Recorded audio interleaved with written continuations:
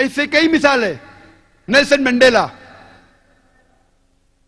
गोरी की हुकूमत जब थी साउथ अफ्रीका में, उन्होंने साउथ अफ्रीका में नेल्सन मंडेला को गिरफ्तार किया और 25 साल से ज्यादा रॉबिन आइलैंड में कैद कर लिया।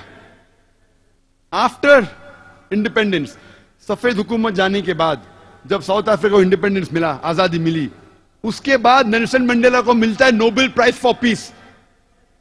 द व्हाइट अपार्थाइड गवर्नमेंट, गोरी की हुकूमत कहते थे नेल्सन मंडेला टेररिस्ट नंबर 1 है, 25 साल तक कैद होता है, उसके बाद उसको मिलता है नोबेल प्राइज फॉर पीस। ना कि वो बहुत खराब इंसान था, बाद में अच्छा बना, वही काम के लिए जिसके लिए वो 25 साल के लिए जेल में गया, उसी काम के लिए उसको मिलता है नोबेल प्राइज फॉर पीस।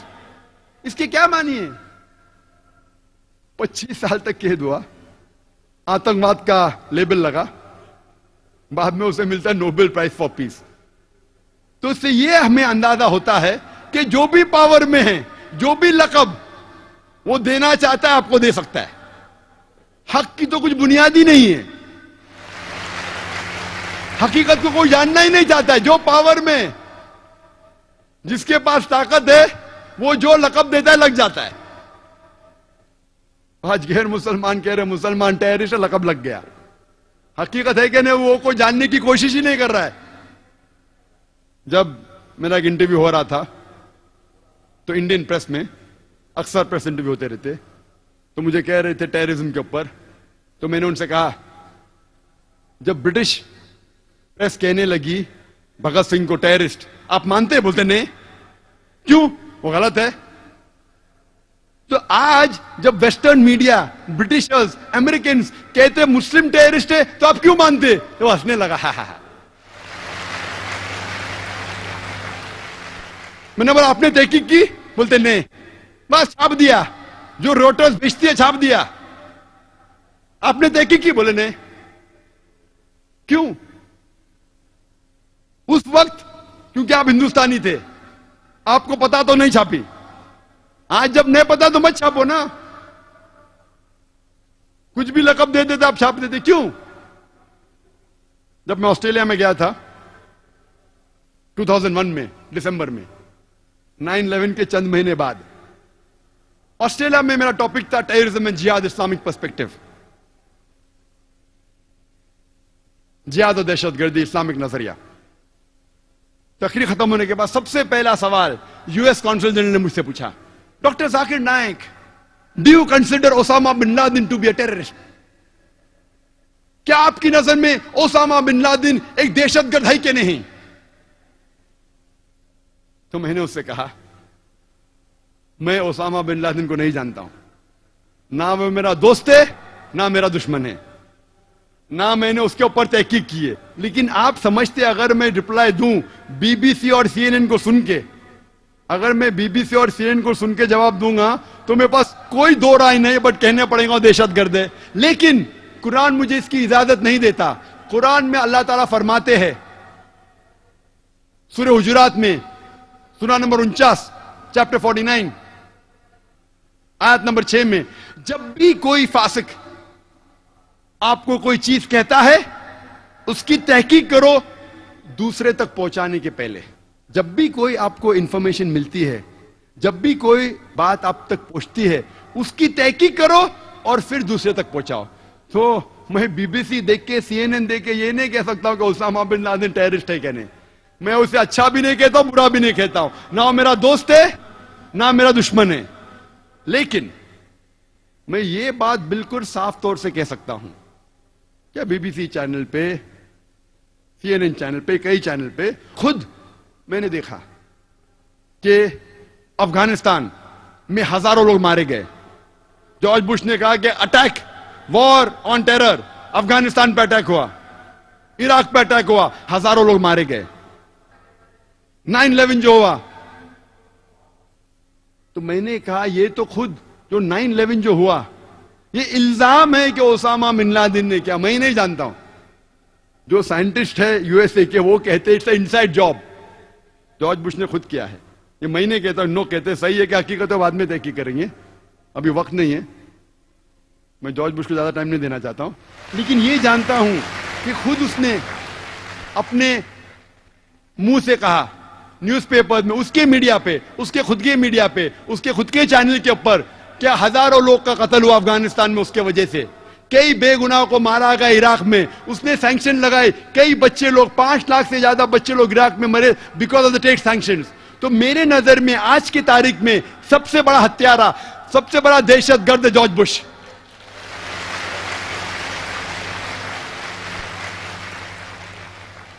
फौरन यूएस काउंसिल जनरल उठ गया और ऑडिटोरियम के बाहर चले गया। क्यों? कुरान कहता है सूरह इसरा में चैप्टर 17 वर्स नंबर 81, वकुल जाल हक वज़ाकल बातिल इन्नल बातिल काना ज़हूका, कहो के हक आ गया है और बातिल का सर्वनाश होगा और फी नफ्सी बातिल को खत्म होना है। फौरन हेडलाइंस में, ऑस्ट्रेलियन न्यूज़पेपर में, doctor Naik calls himself a fundamentalist and says number 1 terrorist in the world is George Bush. Australian paper में आया।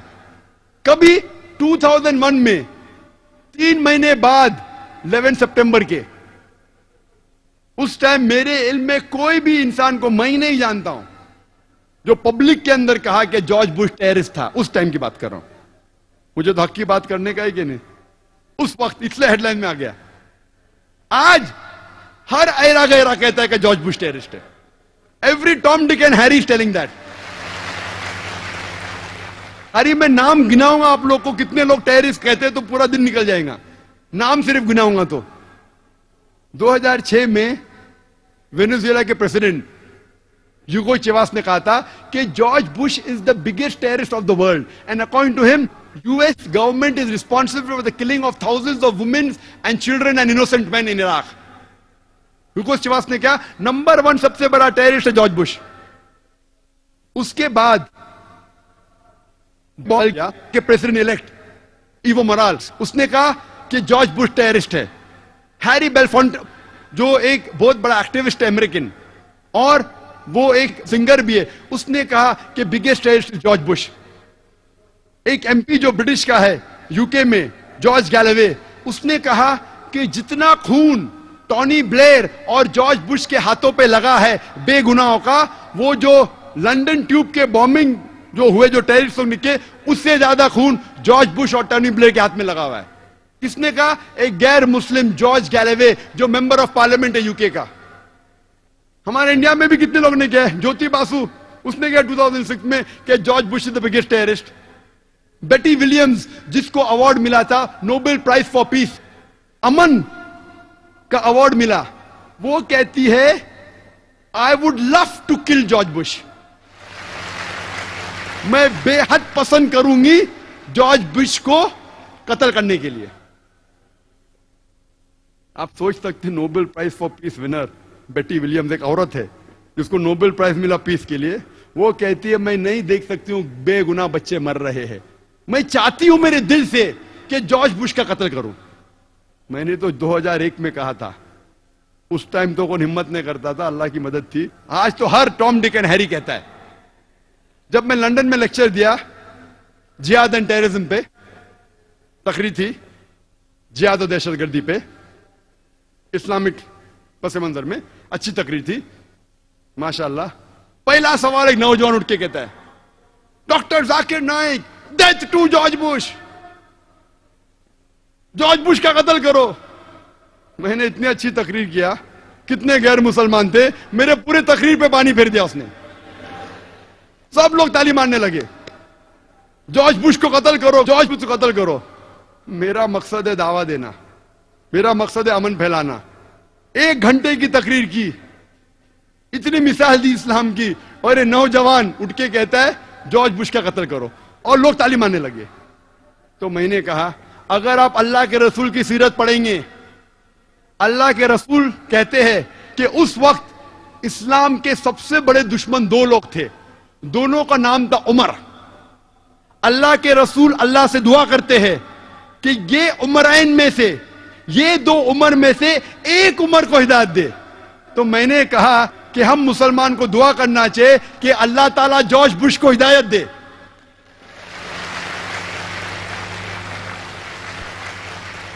उसका कत्ल करके मुझे क्या कुछ फायदा होगा?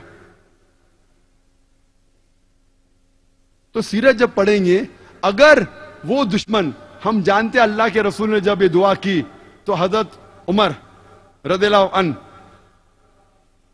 उमर बिन खत्ताब रदियल्लाहु अन्हु, उनको अल्लाह ने हिदायत दी। सबसे कट्टर दुश्मन थे इस्लाम के, बहुत सब लोग डरते थे मुसलमान, उनको हिदायत दी। फिर सबसे बेहतरीन मुबल्लिग मुजाहिद बन गया इस्लाम के लिए। इसीलिए माइकल ए शार्ट ने उनको 100 की टॉप लिस्टिंग पे मोहम्मद सल्लल्लाहु अलैहि वसल्लम नंबर 1 दिया और उनको दिया 52 नंबर पे। या कह सकते हैं कि टॉनी ब्लेयर, जॉर्ज बुश में से कोई को हिदायत दे। हमें इस्लाम पेश करने में सही तरीके से करना, हिकमत के साथ, जज्बाती बन के नहीं। गैर मुसलमान है, हम देखते हैं कि जब पता लगता है हमें कि जॉर्ज बुश सबसे ज्यादा आज की तारीख में हत्या किया है, हम जब अंदाजा लगाते सब टेररिस्ट अटैक का, तो मेरे नजर में, मेरे तहकीक के हिसाब से यह मैं कहता हूं कि आतंकवाद पॉलिटिशियंस की विरासत है। Terrorism is a monopoly of the politicians. सियासतदान लोग की विरासत है। दहशतगर्दी, आतंकवाद पॉलिटिशियंस की विरासत है। क्यों? क्योंकि जितने भी मैंने अटैक्स आपसे कहे और जितने भी आप जानते हैं जिसका मैंने तस्करा किया, उसके बाद चाहे 9/11 हो, चाहे अफगानिस्तान अटैक हो, चाहे इराक में अटैक हो, डायरेक्टली या इनडायरेक्टली इसके पीछे पॉलिटिशियंस है। आप तहकीक करेंगे ये सब जितने हमले हुए उसके पीछे डायरेक्ट या इनडायरेक्ट पॉलिटिशियंस का हाथ है। इसीलिए मैं कहता हूं कि आतंकवाद, दहशतगर्दी पॉलिटिशियंस की विरासत है। अंग्रेज ने हम पे हुकूमत किए। 60 साल पहले हमने अंग्रेज को निकाल दिया देश के। अंग्रेज, ब्रिटिश की पॉलिसी थी डिवाइड एंड रूल, तफर्रका पैदा करो और हुकूमत करो, डिवाइड एंड रूल। हमने अंग्रेज को तो देश के बाहर निकाल दिए, लेकिन हमारे पॉलिटिशियन ने अंग्रेज की विरासत ले ली और वो भी करते डिवाइड एंड रूल आज की तारीख में।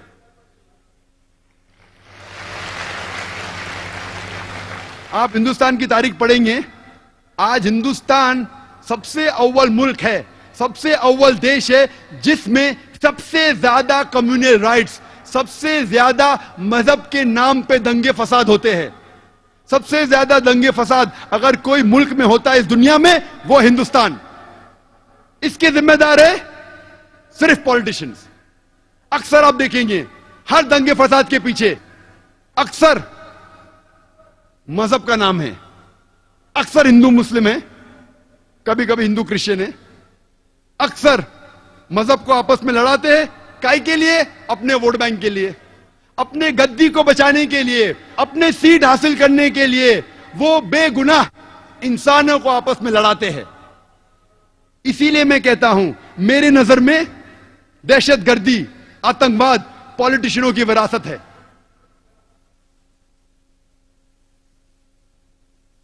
और इंडिया की मिसाल देने लगूं, उतना वक्त नहीं है। चंद अहम मिसाल कहूंगा मैं।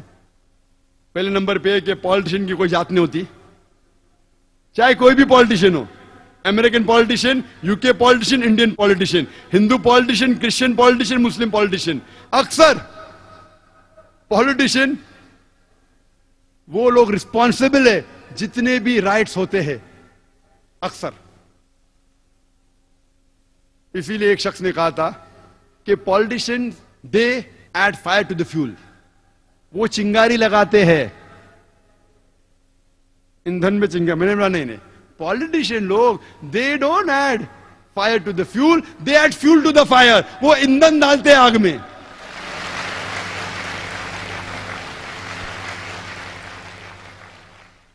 हमारी आजादी के बाद ही पॉलिटिशियन का जिक्र कर सकता ना। आजादी के पहले तो करते थे हुकूमत अंग्रेज। आजादी के बाद सबसे बड़ा दंगा फसाद जो हिंदुस्तान में हुआ वो था बाबरी मस्जिद का।